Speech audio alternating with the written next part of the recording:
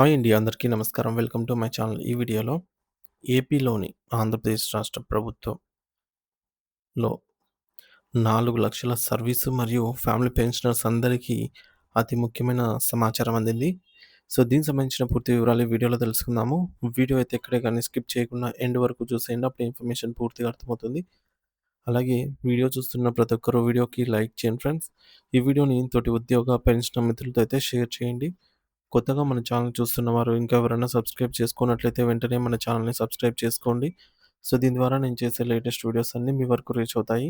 ఇక ఆలస్యం చేయకుండా వివరాలకైతే వెళ్ళిపోదాము.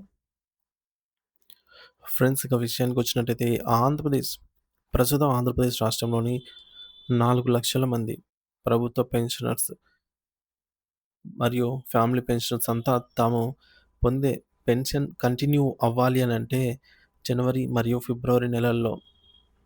లేదా ఫిబ్రవరి నెలలో తమ లైఫ్ సర్టిఫికేట్ సబ్మిట్ చేయాల్సిందే. ఇది అందరికీ తెలిసిన విషయమే. మళ్ళీ ఒకసారి గుర్తు చేయడం జరుగుతుందండి. అయితే సబ్మిట్ చేశాక తీసుకోవాల్సిన జాగ్రత్తలు గూడా మనము గుర్తుంచుకోవాలండి. చాలామంది సబ్మిట్ చేసాం మన పని అయిపోయింది కదా అని ఉంటారు. కానీ సబ్మిట్ చేసిన తర్వాత మనం ఏం చేయాలనేది ఇప్పుడు మనం చూద్దాము. లైఫ్ సర్టిఫికేట్ ఇచ్చాక సదరు సర్టిఫికేట్‌ని డౌన్‌లోడ్ చేసుకొని విధిగా అంటే మనము అదే పనిగా వివరాలు చెక్ చేసుకోవాలండి. ముఖ్యంగా మన సర్టిఫికేట్ మనకు చెందిన ట్రెజరీకి వెళ్ళిందా లేదా అనేది మనం క్లారిఫై జేసుకోవాలి. తర్వాత సర్టిఫికేట్ దిగువన ఉన్నటువంటి అంటే మనకు అక్నాలెడ్జ్‌మెంట్ అనేది వస్తదనమాట. లైఫ్ సర్టిఫికేట్ సబ్మిట్ చేసిన తర్వాత అందులో మన ఫోటో, ఆ తర్వాత మన ఆధార్, మన మొబైల్ నంబర్, మన డేట్ ఆఫ్ బర్త్ ఇవన్నీ ఉంటాయన్నమాట. ఇక్కడ మనకు చివరన ఈ పేజీలో డిస్క్లైమర్ అని ఉంటుంది. అది చదవండి. సబ్మిటెడ్ సక్సెస్‌ఫుల్ అని ఉంటే పర్ఫెక్ట్ అనమాట. కానీ కొంతమందికి ఆధార్ మిస్ మ్యాచ్ అయ్యింది అని ఉండవచ్చు. అటువంటి వారు విధిగా సదరు ట్రెజరీకి వెళ్లి క్లారిఫై చేసుకోవాలి. అవసరమైతే అక్కడే మరలా సర్టిఫికేట్ అయితే సబ్మిట్ చేయడానికి ప్రయత్నం చేయాలి. ఇక కొంతమందికి తాము పెన్షన్ తీసుకుంటున్న ట్రెజరీ పేరు కాకుండా వేరే ట్రెజరీ పేరు కూడా రావచ్చు. అటువంటి వారు లైఫ్ సర్టిఫికేట్ సబ్మిట్ చేసినట్లు కాదనమాట. సో, అది సక్సెస్‌ఫుల్‌గా సబ్మిట్ అయినట్టు కాదు. ఎందుకంటే డిస్క్లైమర్‌లో తప్పకుండా తాము తీసుకుంటున్నటువంటి ట్రెజరీ పేరు ఖచ్చితంగా ఉండాలి. వేరే ట్రెజరీ పేరు ఉండకూడదు. సో, వారు తీసుకున్న పేరే ఉండాలి. ఉదాహరణకు నా మిత్రుడు 3 ఏళ్ల క్రితం శ్రీకాకుళంలో రిటైర్ అయ్యారు.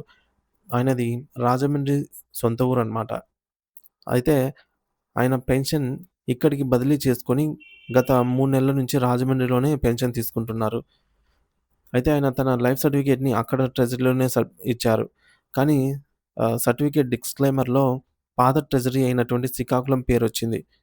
మరి ఆయన సర్టిఫికేట్‌ని శ్రీకాకుళం వారు యాక్సెప్ట్ చేయరు.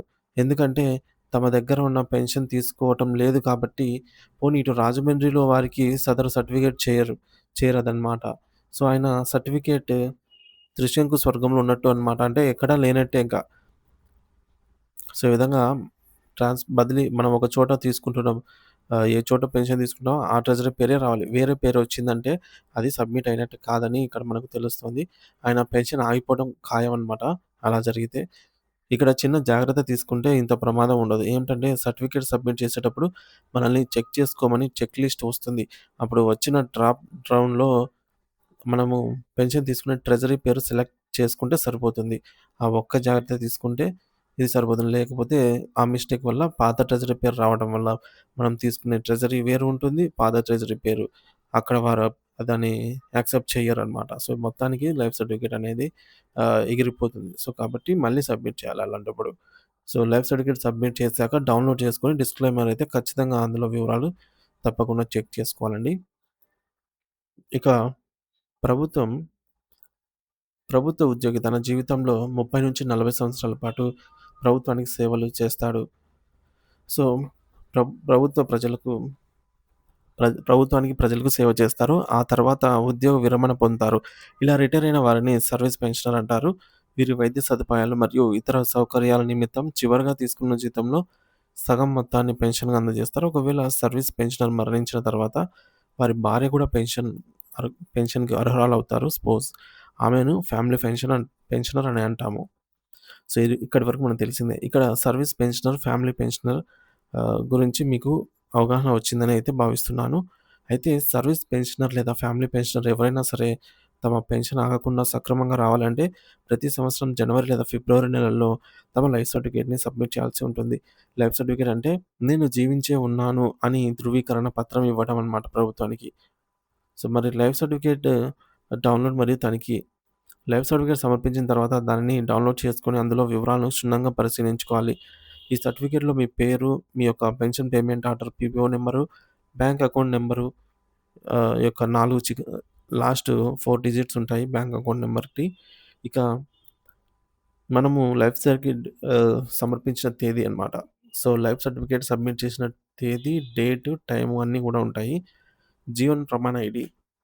మన యొక్క జీవన్ ప్రమాణ ఐడీ, ఆధార్ నంబరు, ఆధార్‌లో చివరి 4 డిజిట్స్ మాత్రమే ఉంటాయి. ఇక పుట్టిన తేదీలో సంవత్సరం చివరి 4 అంకెలు, మొబైల్ నంబర్ యొక్క చివరి 4 అంకెలు ఇయన్నీ గూడా మనకు ఆ అంటే మనం సబ్మిట్ చేసిన సర్టిఫికేట్ తర్వాత మనకు వచ్చే అక్నాలెడ్జ్‌మెంట్‌లో ఇవన్నీ ఉంటాయన్నమాట. ఇవన్నీ సాధారణంగా అందరికీ తెలిసిన విషయాలే. కానీ చివరగా ఒక ముఖ్యమైన డిస్క్లైమర్ ఉంటుంది. ఇది సమర్పించిన లైఫ్ సర్టిఫికేట్ మీరు పెన్షన్ తీసుకుంటున్న సంబంధిత ట్రెజరీకి చెందిందో లేదో ఆ డిస్క్లైమర్‌లో స్పష్టంగా తెలుస్తుంది. ఇది చాలా ముఖ్యం. కాబట్టి ప్రతి ఒక్కరు లైఫ్ సర్టిఫికేట్ ఇచ్చి డౌన్‌లోడ్ చేసుకొని తప్పనిసరిగా తనిఖీ చేసుకోవాలి. ఇక ప్రస్తుతం ఆంధ్రప్రదేశ్‌లో సుమారు 4,00,000 మంది ప్రభుత్వ పెన్షనర్లు మరియు ఫ్యామిలీ పెన్షనర్స్ అయితే ఉన్నారు యాక్టివ్‌గా. వారందరూ లైఫ్ సర్టిఫికేట్ సమర్పిస్తున్నారు. అందరూ ఆల్మోస్ట్ సమర్పించేసారనమాట.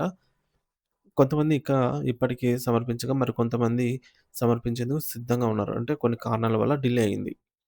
సో, ఇంకా సబ్మిట్ చేయాల్సిన వాళ్ళు ఉన్నారనమాట. ఫిబ్రవరి నెలాఖరు వరకు గడువైతే ఉంది. లైఫ్ సర్టిఫికేట్ ఇచ్చేటప్పుడు మరియు ఇచ్చిన తర్వాత తీసుకోవాల్సిన జాగ్రత్తలేంటో చూద్దాము. సో, లైఫ్ సర్టిఫికేట్ ఇచ్చిన తర్వాత తప్పనిసరిగా మనము డౌన్‌లోడ్ చేసుకోవాలనమాట. సబ్మిట్ చేసిన రిసిప్ట్. ఇక సర్టిఫికేట్‌లో వివరాలను స్పష్టంగా చదివి అర్థం చేసుకోవాలి. ముఖ్యంగా డిస్క్లైమర్‌లో మీ పెన్షన్ తీసుకుంటున్న ట్రెజరీ పేరు ఉందో లేదో సరిచూసుకోండి. మీరు పెన్షన్ తీసుకుంటున్నటువంటి సబ్ ట్రెజరీ పేరు ఉంటేనే మీ లైఫ్ సర్టిఫికేట్ అనేది సబ్మిట్ అంటే మీ పెన్షన్ ఆగకుండా వస్తుందని అనమాట. సో, కొంతమంది ఆధార్ వివరాలు సరిపోలకపోవచ్చు, మిస్ మ్యాచ్ అవ్వచ్చు. సో, ట్రెజరీ పేరు కాకుండా వేరే ట్రెజరీ పేరు రావచ్చు. కాబట్టి అప్రమత్తంగా అయితే ఉండండి. సర్టిఫికేట్ ఇచ్చేసాం అంతా అయిపోయిందని ఉండకండి. డిస్క్లైమర్‌లో ఆధార్ మిస్ మ్యాచ్ అని వస్తే అది చెల్లదు. మీ లైఫ్ సర్టిఫికేట్ ఇచ్చినట్టే కాదు. దీనిపై వెంటనే చర్య తీసుకోకపోతే మీ పెన్షన్ ఆగిపోయే ప్రమాదమే ఉంది. అలాంటి పరిస్థితి ఎదురైతే వెంటనే మీ ట్రెజరీ కార్యాలయానికి వెళ్లి అక్కడ అధికారులను సంప్రదించి సమస్యను తెలియజేయండి. కొంతమందికి తాము పెన్షన్ తీసుకుంటున్న ట్రెజరీ పేరు కాకుండా వేరే ట్రెజరీ పేరు కూడా వస్తూ ఉన్నాయి. సో, ఈ విధంగా ఒక జిల్లా నుండి వేరే జిల్లాకు మారిన వారు లేదా ఒక ట్రెజరీ నుండి ఇంకో ట్రెజరీకి మారిన వారు వారి విషయంలో అయితే ఈ విధంగా జరుగుతోంది. కాబట్టి ఈ విధంగా మనం ఇందాక చెప్పుకున్న ఉదాహరణలోనే మీకు అర్థమైందని అయితే అనుకుంటున్నాను. సో, ఈ విధంగా ప్రతి ఒక్కరు కూడా ట్ర జీవన ప్రమాణం ఇచ్చేటప్పుడు type of pension, service pension అయితే సర్వీస్, లేదంటే ఫ్యామిలీ పెన్షన్ అయితే ఫ్యామిలీ పెన్షన్. అలాగే ఆర్గనైజేషన్ టైప్ సెంట్రల్ గవర్నమెంటా, స్టేట్ గవర్నమెంటా, యూనియన్ టెరిటరీనా అటువంటి విషయాలన్నీ కూడా మనం కరెక్ట్‌గా ఆహ్, ఎంచుకున్నప్పుడు ఇవన్నీ మనకు కరెక్ట్‌గా వస్తాయన్నమాట. సో, ఈ విధంగా ఇక్కడ ఉన్న ఇన్‌స్ట్రక్షన్స్ అయితే ఫాలో అవ్వండి ఫ్రెండ్స్. అన్ని వివరాలు సరిగ్గా ఉన్నాయన్న తర్వాతే సబ్మిట్ చేయండి. సో, ఏమైనా తప్పులుంటే మళ్ళీ సబ్మిట్ చేయడానికి ప్రయత్నం చేయండి. సో, డిస్క్లైమర్ ఏ విధంగా ఉండాలి అనేది ఇక్కడ చూడొచ్చు. This digital life certificate will be subjected to accepted by your processing centre Andhra Pradesh sub treasury అని చెప్పేసి ఇక్కడ మీ ట్రెజరీ పేరే ఉండాలి. మీరెక్కడైతే తీసుకుంటున్నారో అక్కడ. సో, ఇవన్నీ కూడా మనకు ఇంపార్టెంట్ పాయింట్స్ అని చెప్పొచ్చు. వివరాలన్నీ సరిగ్గా ఒకసారి చెక్ చేసుకోండి. ఒకటికి 2 సార్లు. సో, మరి ఒకవేళ జాగ్రత్తగా ఉండటం మన బాధ్యత అండి. సో, ఇప్పటికే లైఫ్ సర్టిఫికేట్ సబ్మిట్ చేసిన వారికి ఎటువంటి ఇబ్బంది లేకుండా మార్చి నెలలో కూడా వారికి పెన్షన్ అనేది అందుతుందన్నమాట యథావిధిగా. సో, మార్చి నెల పెన్షన్ ఏప్రిల్ 1 తారీఖు వస్తుందన్నమాట. అప్పుడు కంటిన్యూగా అందుతూనే ఉంటుంది. Thank you for watching this video.